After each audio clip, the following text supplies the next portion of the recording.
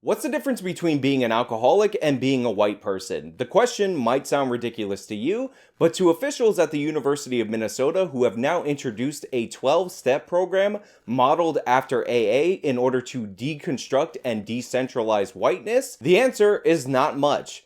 What's up guys, Sean here, teaming up with top10racistuniversities.org to discuss this program at the University of Minnesota, which essentially treats white people like addicts and forces them to take courses in order to deal with their addiction to whiteness. Now the course we're talking about is a part of the University of Minnesota Center for Practice and Transformation and School of Social Work, and it is a 12-step program to make white students aware of their innate white supremacy. Now the University of Minnesota will sell this model of recovery from one's white conditioning as an anti-racist course, but as we all know, it is definitionally a racist course, as it says based solely on the color of a person's skin, they believe and act a certain way, in this case, white people being innately racist. Now, during this 12 steps program, students must admit that they have been socially conditioned by the ideology of white supremacy, that our minds are subject to racial biases, often unconsciously so. Now the course, which is a webinar, is led by therapist and clinical supervisor Christina Combs, a white woman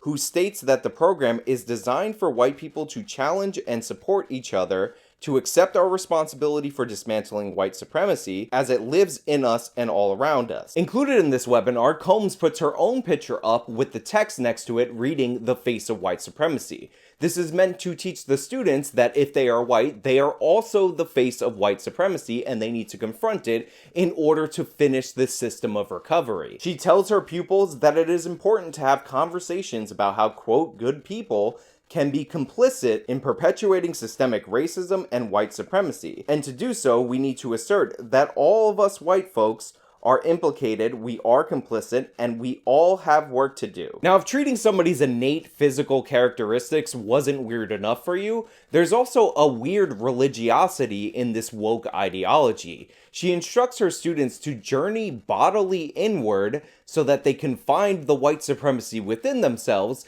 and then ask them at the end to confess their sins to themselves and to the others that they have harmed. And it is for this course presenting the ideology that being a white person automatically makes you a white supremacist, and that your whiteness needs to be treated in a similar manner to alcohol addiction, that the University of Minnesota safely secures its place on our list of the top 10 racist universities in America. If you want to learn more about this case and this course, please visit top10racistuniversities.org. There you can read up not only on this case, but other cases that we're covering in the series. That's also the best place to support our campaign because we not only plan to identify these institutions, but we plan to fight back against the racist ideologies that they promote.